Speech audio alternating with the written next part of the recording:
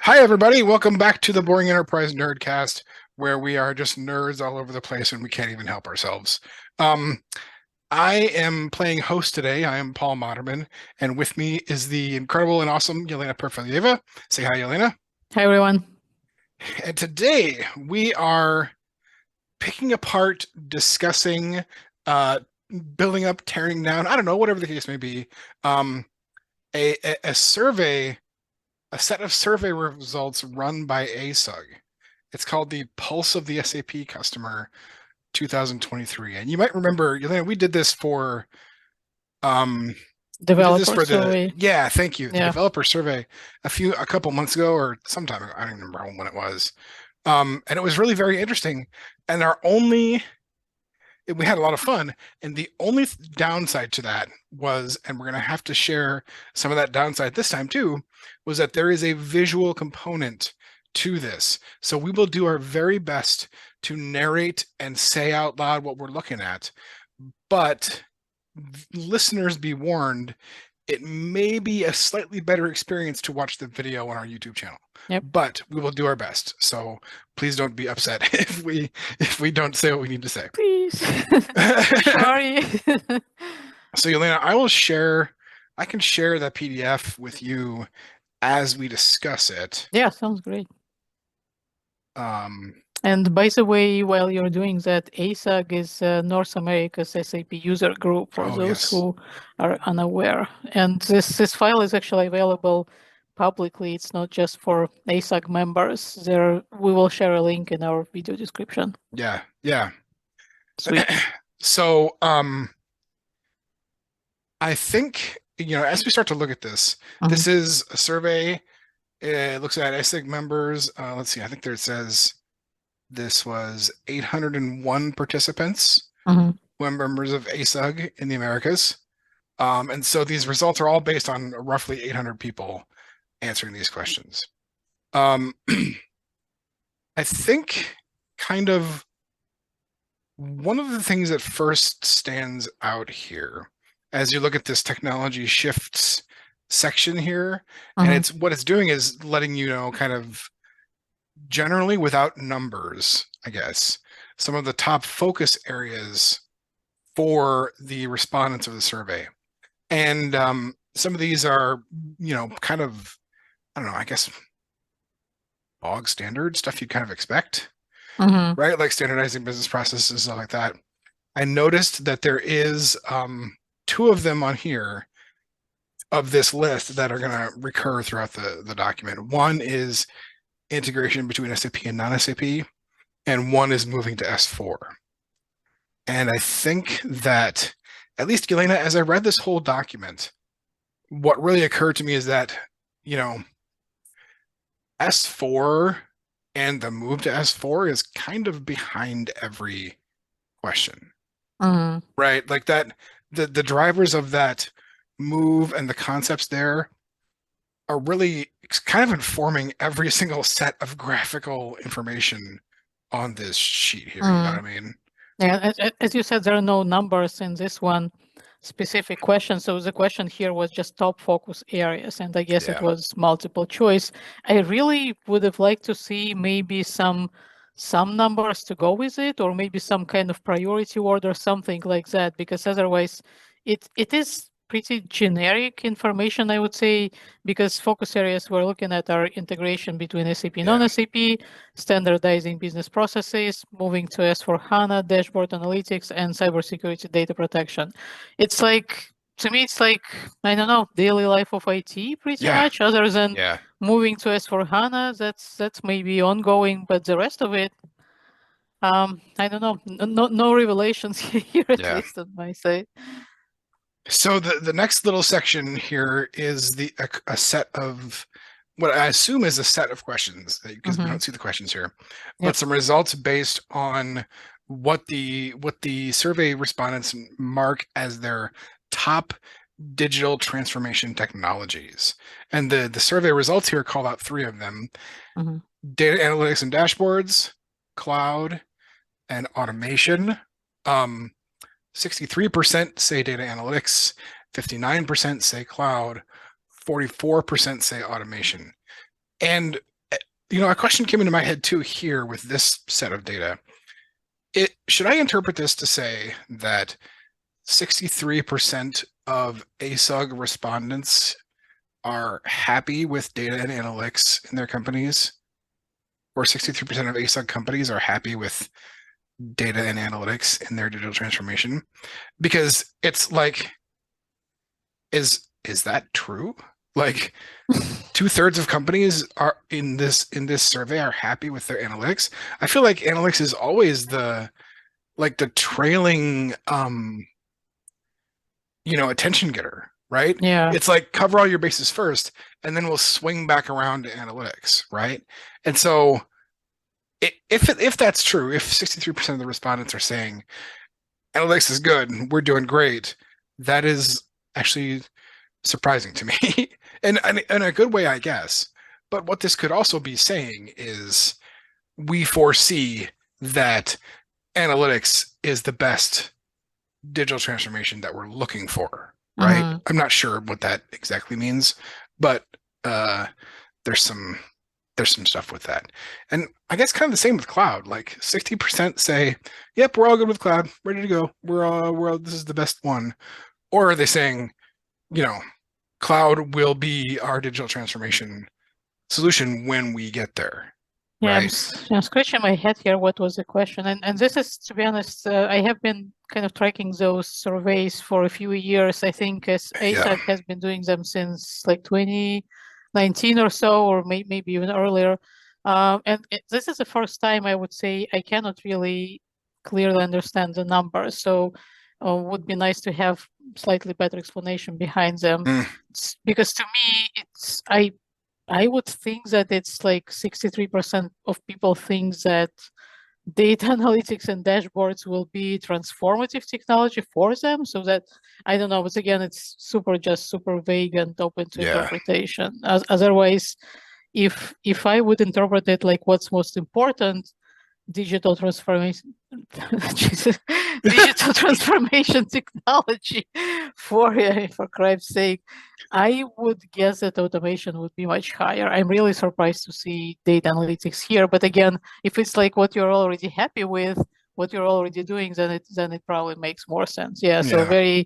So would be very cool if there was better explanation what the question was. Yeah. The next one is better, I think. So let's talk about that. So this is a list of the top innovation barriers. And this is just a ranking. It doesn't give us percentages. But number 1 is lack of an innovation strategy. Number 2 is change management issues. Ugh, makes me want to puke in my mouth just saying that. And number 3 is strained resources. And actually, we'll come back to number 3 throughout this whole document too. But so that's the ranking there, right? Is lack of strategy, change management, strained resources. Jelena, reactions? Well, it's from the Department of No Shit, Sherlock. I mean, if you don't have innovation strategies, then the rest pretty much, falls apart. But I do agree, and I'm really glad that customers and ASUG members recognizing this as a most important issue. That's actually really great to see there. Change management, it's a very broad subject, and I can guess what it really means in the organizations, but strategy. Good to see that it's finally getting its number 1 spot. I totally agree. Because I think kind of the, at least for me, and I think probably for you too, is that like the SAP team, the SAP groups, the SAP people, whatever you want to call it, at big companies, we get kind of a bum rap for being not very innovative, I think.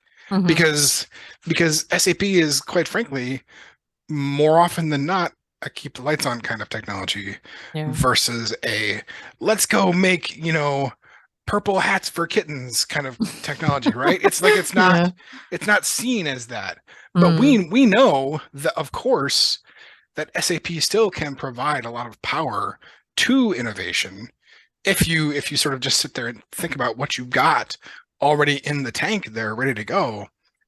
And so coming from a bunch of people who presumably know quite a bit about SAP, a lack of an innovation strategy as a barrier makes total sense to me.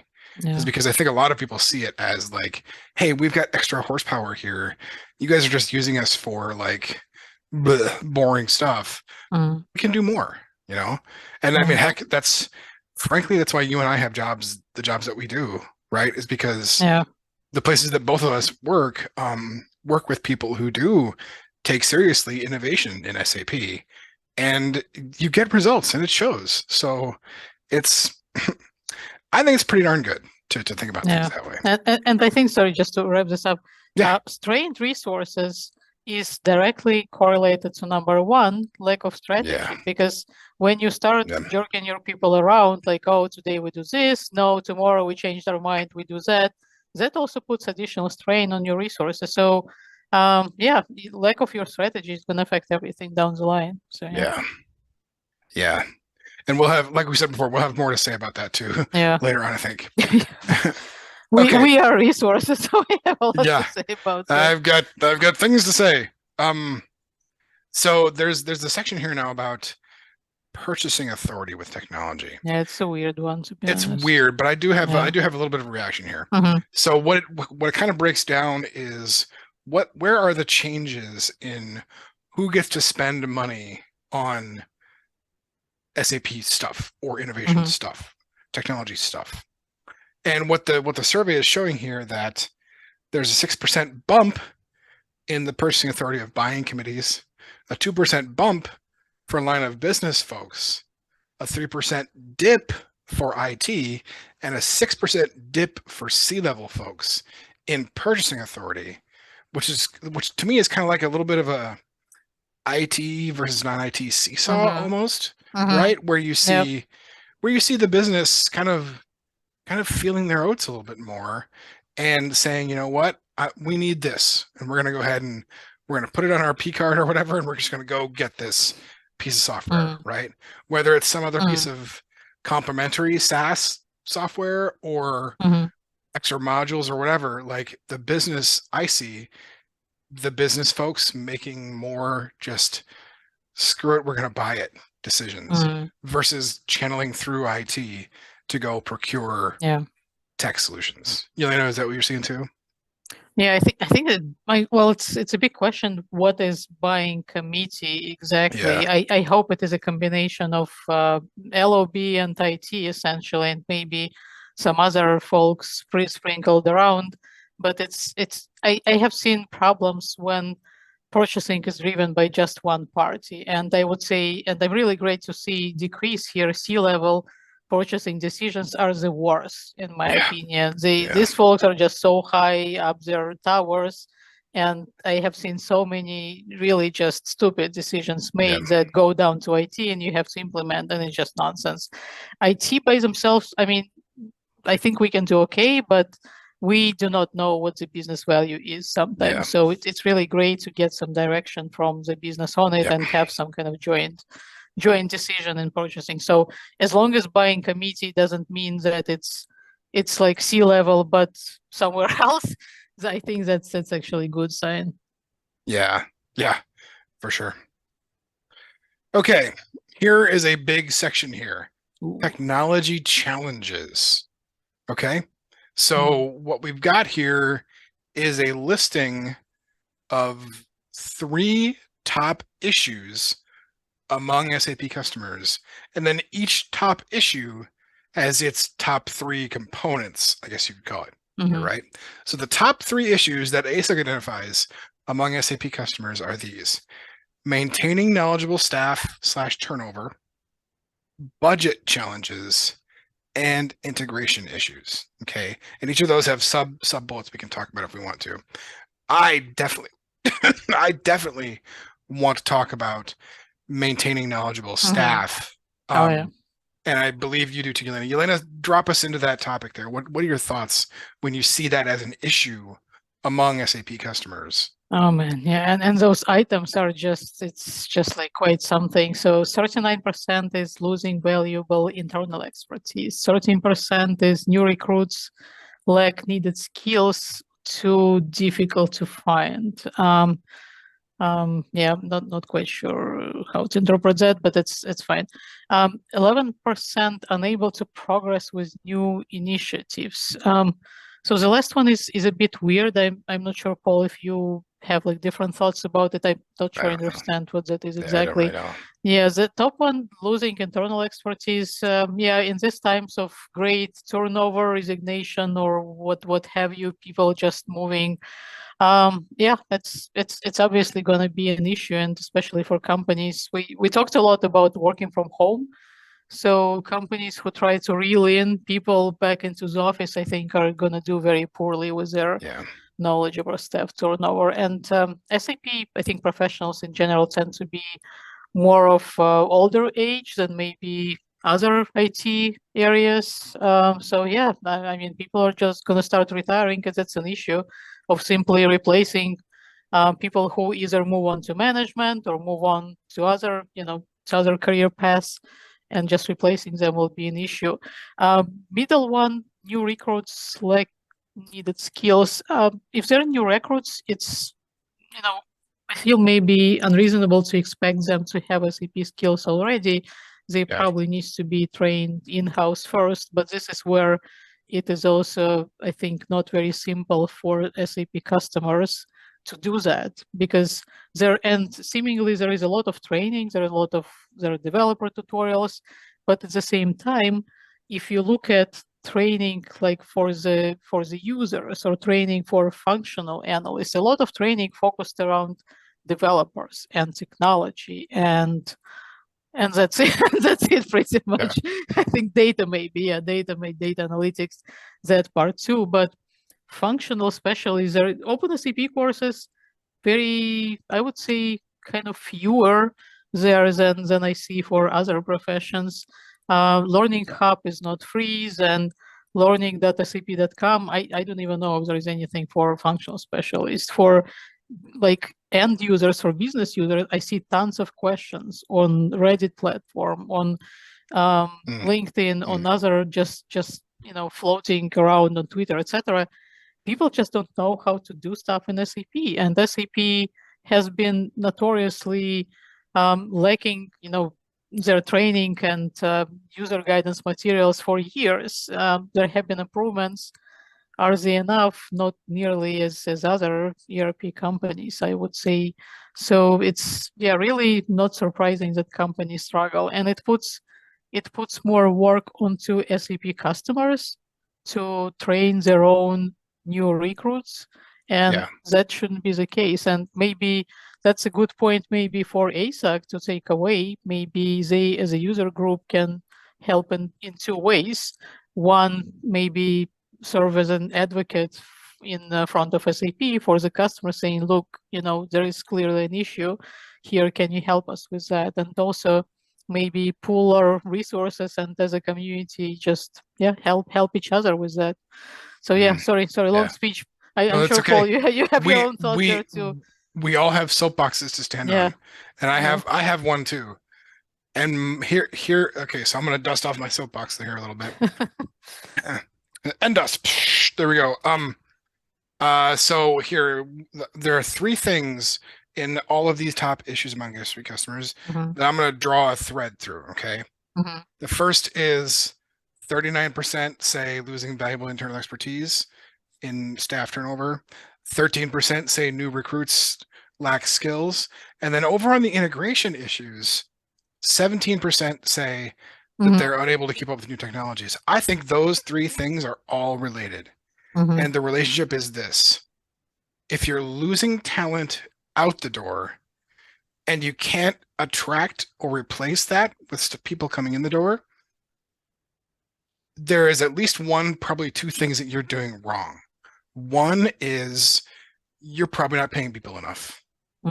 People walking out the door, there are other issues, I know for sure. When it's up to 40% say that they're losing expertise, pay is a problem, because we all know it's easy to switch companies and get enormous pay increases that companies never give their people internally. Like big company XYZ, whatever, if this is actually valuable to you, listen to me right now. Forget those stupid limits you put on yourself and pay people more. Yep. You will stop losing people that way. The other side of the equation too is new recruits lacking skills to or having it difficult to find or unable to keep up with new stuff. You should also give people more time, money, resources to learn for themselves or learn with other folks.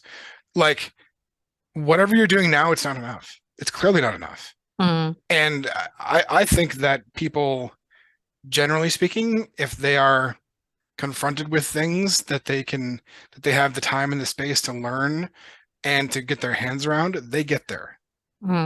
Because, and I say that because I have had the chance to do that and I've done it. And I am not Einstein. I know people can do it.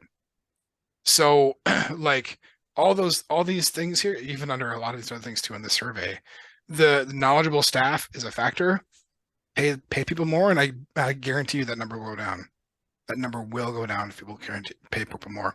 And I know that doesn't mean very much probably to SAP ASUG respondents who probably don't control that. But I set up the chain to your C level people to say, let us give people better raises or whatever. Like tech people can walk out the door because they have better options. So don't just give them an open door to walk out. And it's interesting that, like you said, it depends on who responds to this survey. It's, I would say most likely it's not like C-suite. Although there might be some. I mean, it's anything is possible. But it's said that people who are in charge of those ridiculous layoffs, of those, deciding who stays, who goes, or salaries, they do not really see that issue of people with expertise leaving, because we mostly see it in our own teams. Like, for example, know who good people are, and you see when they leave what happens.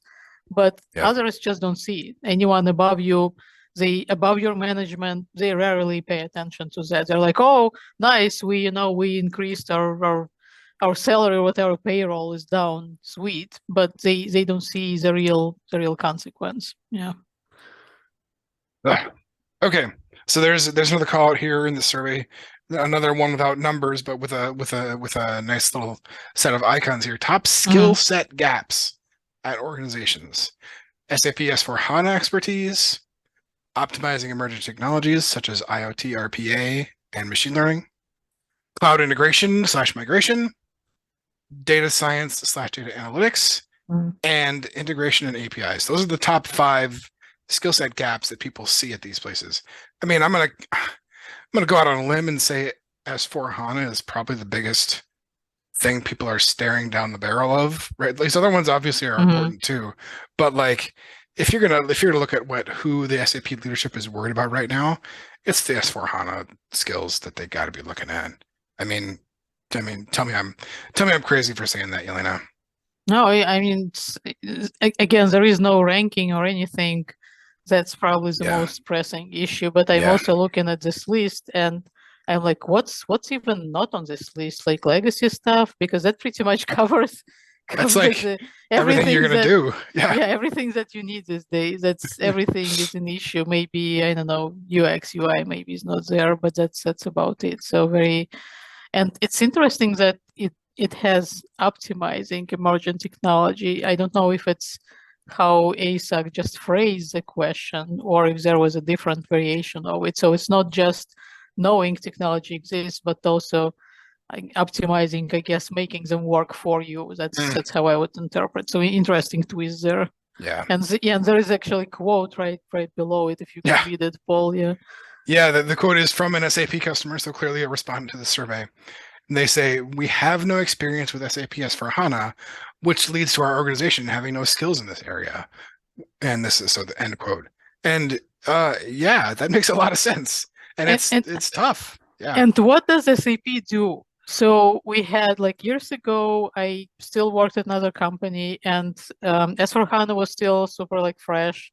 And people in my team, everyone wanted to learn about S/4HANA. Everyone what can I do with it? And it's simpler, slightly simpler for ABAPers, because at least we have trial system, etc., that we can go to. It's not the same as business system, but at least we can do something. But for functional people, we had, for example, security person. She was like, oh, I want to learn about like Fiori security, what's different in S4HANA. And I looked with her, like, what can you do? Because we didn't have any S4HANA installations available to us. Right. So like, okay, let's take a look at SAP websites and that cloud appliance library.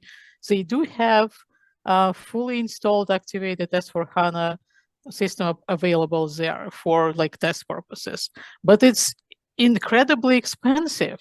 You have to pay not just for that, you have to pay for cloud service. It's very, very expensive. It's not even for, for the US with our salaries. I mean, you cannot really just easily drop like hundreds of dollars from your full-time salary. Yeah. It's not like we're freelance consultants that Yeah. can write it off as business expense. And Yeah. our employer wasn't to compensate us for that either.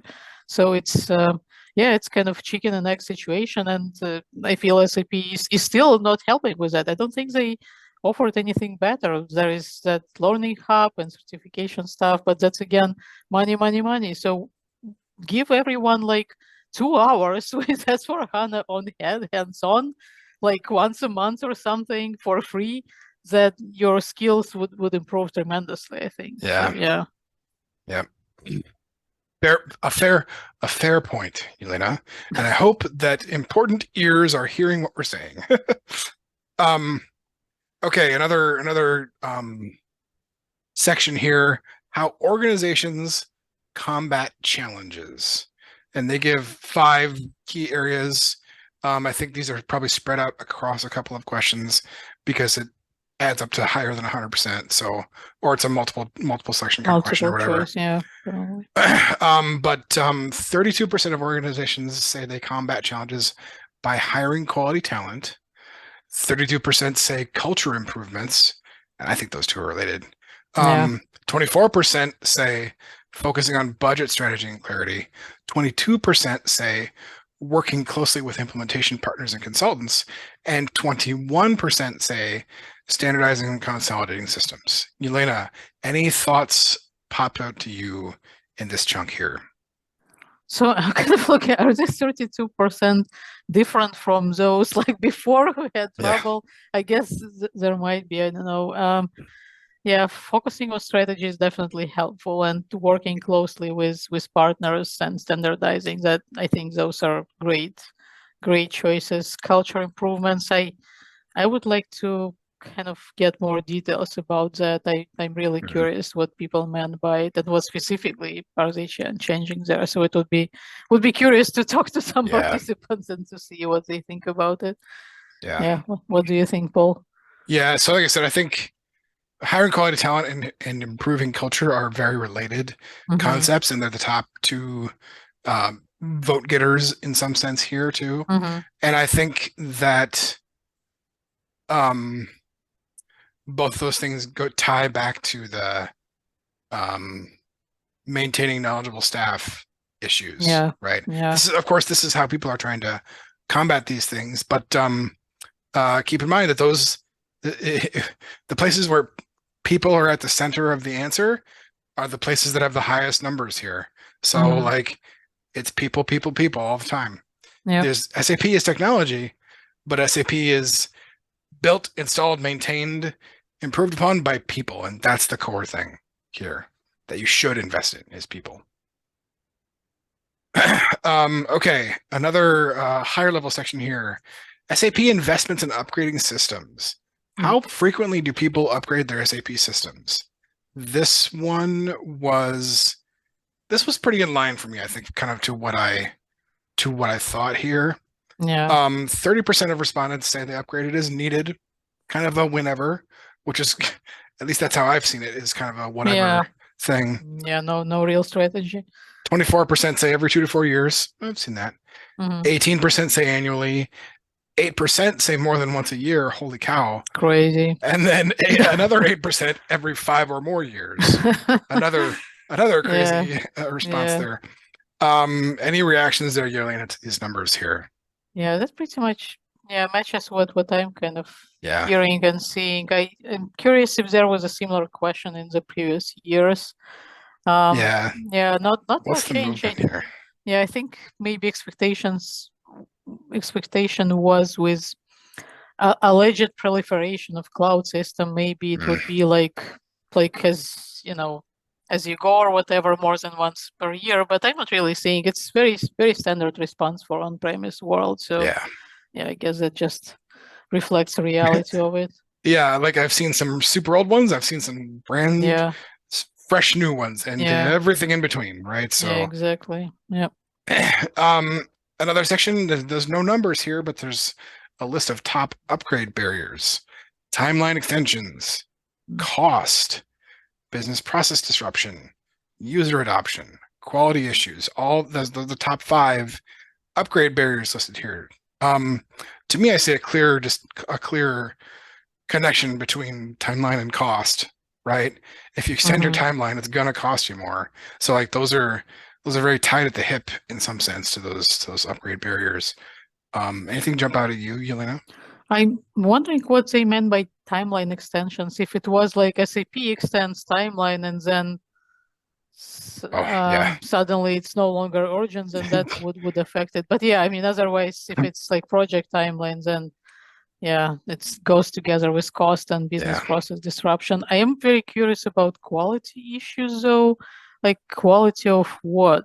Is it quality of customer's own kind of code? That's a concern, or I'm scratching my head.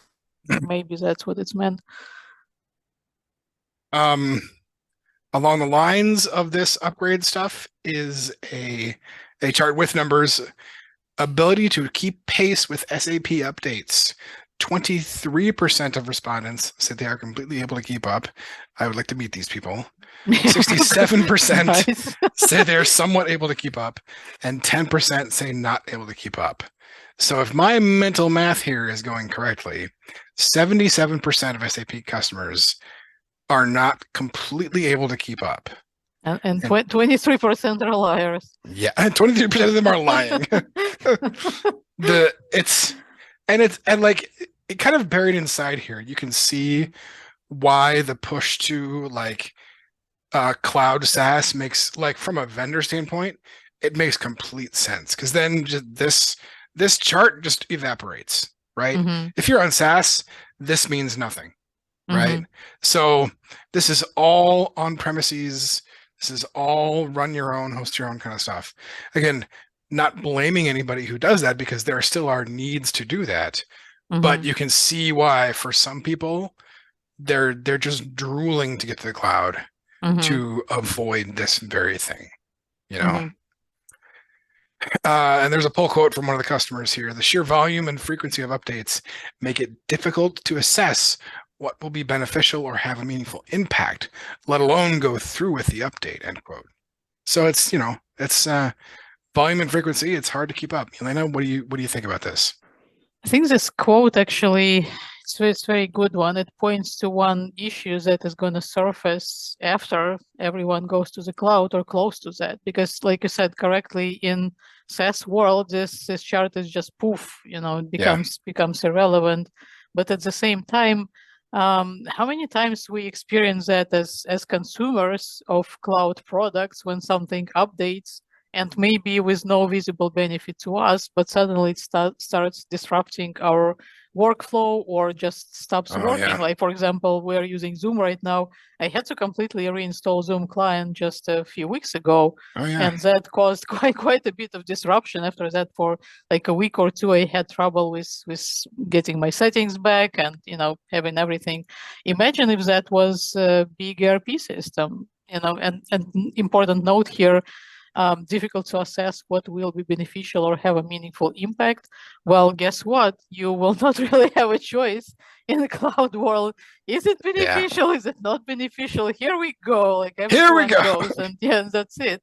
That's pretty much it. So I think that's definitely something that SAP customers will need to work out together with SAP. And I'm sure it is.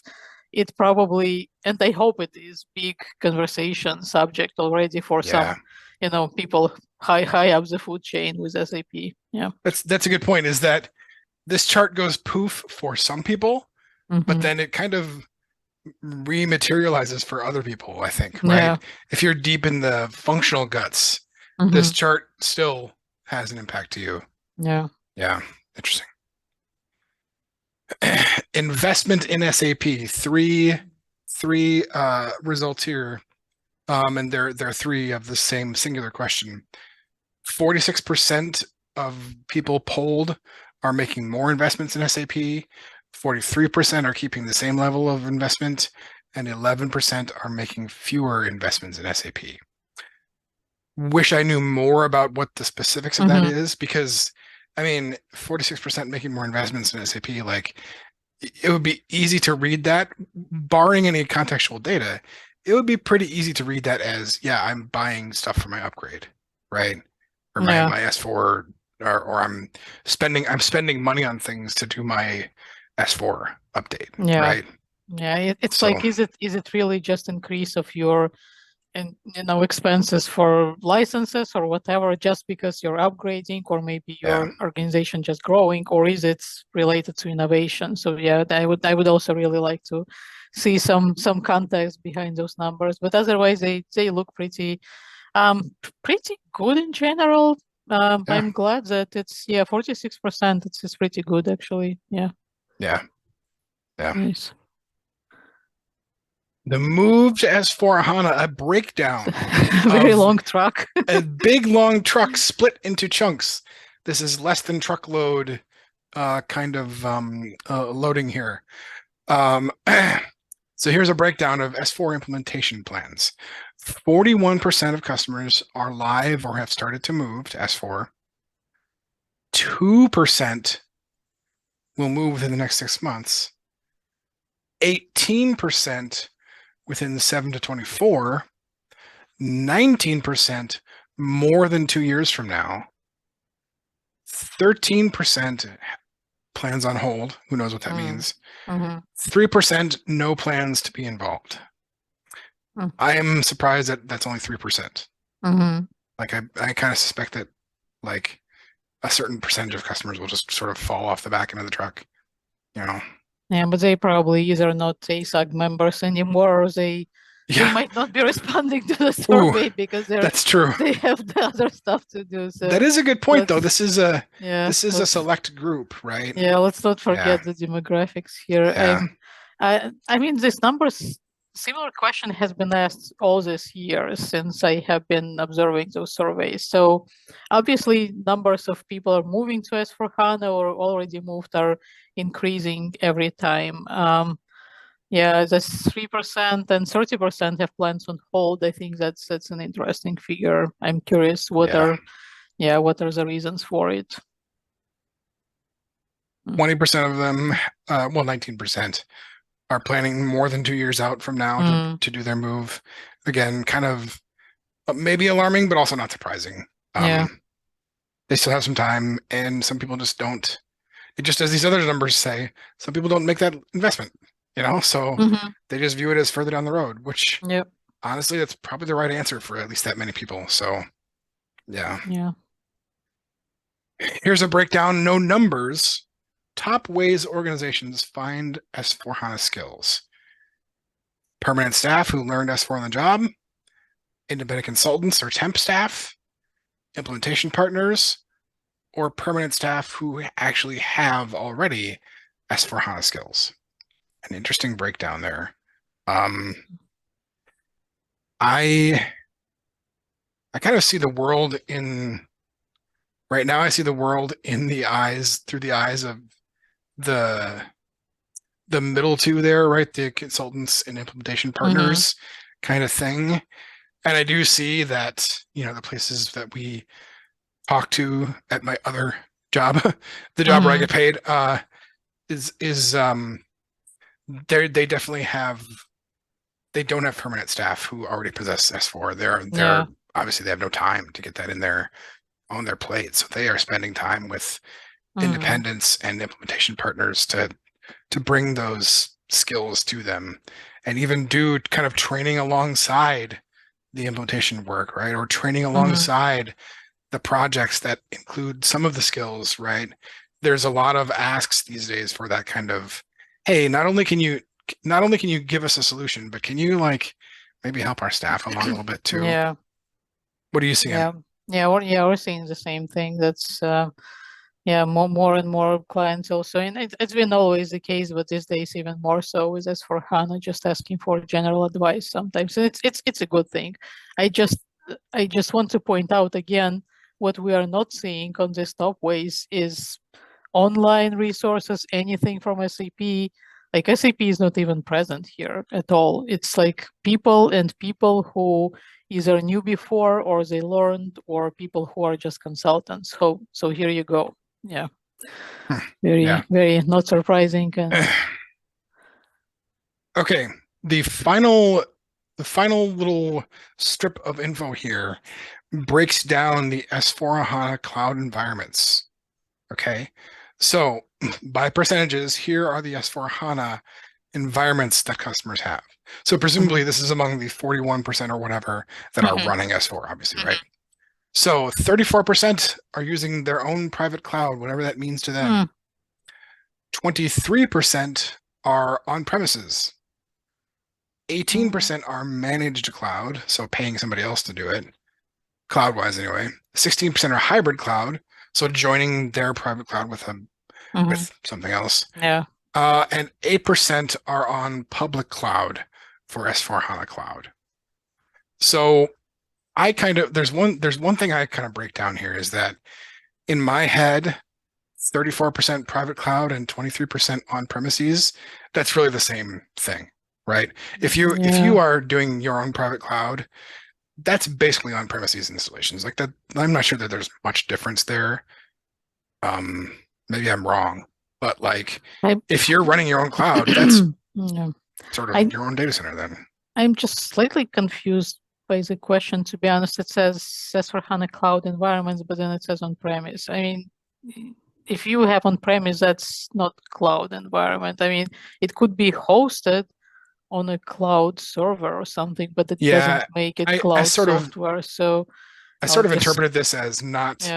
The question is really just what's your S4 environment? Yeah, S/4HANA. If we scratch cloud from there, then I'm not sure then the people who replied understood what private cloud means. Because I would say, I think 8% public cloud is correct, probably hybrid's fine. Managed time, again, I'm not really sure. Those definitions can be super fuzzy. So company to company, even people can interpret them differently, but clearly overwhelming majority, so that private cloud and on-premise combined, that's already more than a half, and that to me makes sense. I'm curious if that needle is gonna move to the other side. I remain kind of skeptic about public cloud still. I would like maybe see few more years and see what SAP does with it. As of now, I really still don't see like big customers jumping to that version, and I'm sure SAP doesn't really expect it either. But I think interesting numbers. That was one of the questions I had too. Is like what? So this is the user group. What are SAP's numbers on this stuff, right? I would be very curious to know what they, from their perspective, how many of their S4 customers are on public cloud, S4HANA cloud, versus some flavor of not the SaaS version, right? So they're not gonna share, even if they do. They shared some numbers in their earning call for Q4, but they are always like, analysts always questioning them, like how much of those sales are really just shelfware, or what does it really mean for real world. But I think that's where I think those surveys are really interesting and very helpful to gauge what's going on in real world versus dream world of some organizations. So all right. Well, that's the end of the document. That was the infographic. Jelena, do you have any sort of wrapping up thoughts here on all this stuff? Yeah, I think that it would be very interesting to see some of the information about demographics, who responded to this survey, because I responded once a few years ago. I don't remember if there were any questions at the end, which would place you, like what is your role or something like that. I'm pretty sure there were, but they're usually not included in this infographic. I think it would help to understand better those responses in some cases. So yeah, that would be really helpful. And I mean, I'm a kind of data geek to the point. I really like data. I really like this infographic and presentation from ASUG. So thank you for doing that. It's very helpful to illustrate, especially your presentations. And yeah, very nice. So my own reflections are, one, same as your last one. This is I am super glad that this thing exists in the world. I'm very glad to see these kinds of numbers and stuff like that. Both from the perspective of like somebody who works with a varied number of SAP shops, but also just as an SAP community. This is really important. Like, as you wander around like your chapter meeting, like what's it going to look like? How many people there are doing this, that, whatever, right? This is super valuable, I think, for it, really to drive conversations among people. The other reflection I have is that, like, I basically see the fingerprints of S4 all over this entire survey, right? Every single thing in here, basically, I think, is swayed in some way by S4. And so it'll be really amazing to see when the dust settles on S4, where are people looking next after that, right? The other thing, oh, sorry, go ahead. Sorry, 2027 survey will be lead. So that's going to be a different universe then. The other thing I think is that inside that S4 thing, talking about skills is like the big one inside there. And like, if you mash those things together, I think you would have a pretty good, if you could concentrate your investment into people who either have or will develop skills to move you along in S4, that from this survey, that would be a pretty no-brainer investment to make based on these numbers here, I think. So, yeah. Well, folks, there you have it. It's the Boring Enterprise Nerdcast reaction grabber, opinion fest on the ASUG Pulse of the Customer 2023 survey and results. If you have any questions, comments, whatever, leave them in the video, leave them in the podcast, send us an email. We'll put all that stuff in the links in the podcast notes and the video notes. But I think this is a good time to say goodbye, everyone, and we'll talk to you soon. Awesome. Thank you. Bye.